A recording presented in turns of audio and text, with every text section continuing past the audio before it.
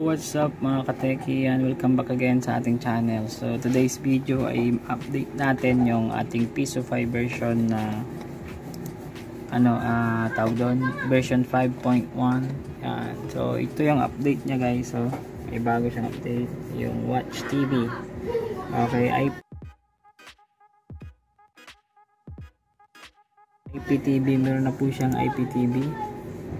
Ayan, so hindi nagpapauli si ating si Pisofy, medyo active na rin sila kahit papaano, kaso nga lang wala pang tutorial, wala pa tayong tutorial para sa IPTV natin.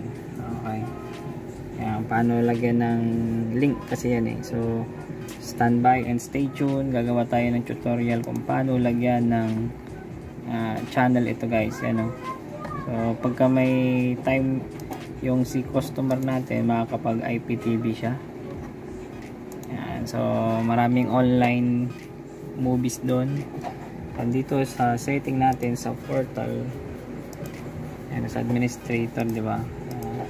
Open nyo lang yung portal, nandito yung IPTV, tabi ng timer, and ayan, pwede mong enable and disable. So dito meron siyang disclaimer, pakibasa na lang. And dito mag-add, pwede kayo mag-import ng playlist na M3U. And M3U. Tapos dito pwede mag-add ng channel. Ayan yung URL.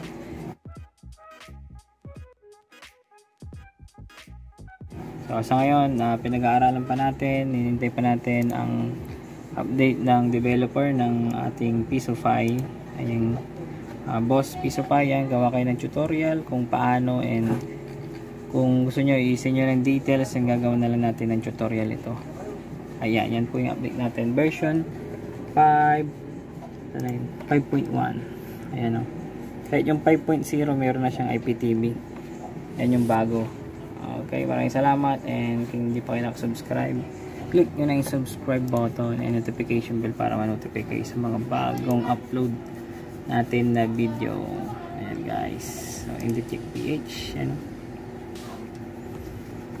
ayan, so dagupan lang po kami makikita. Kung gusto nyo magpagawa, dagupan lang po, and Lingayen meron din po, and nag-home service din kami.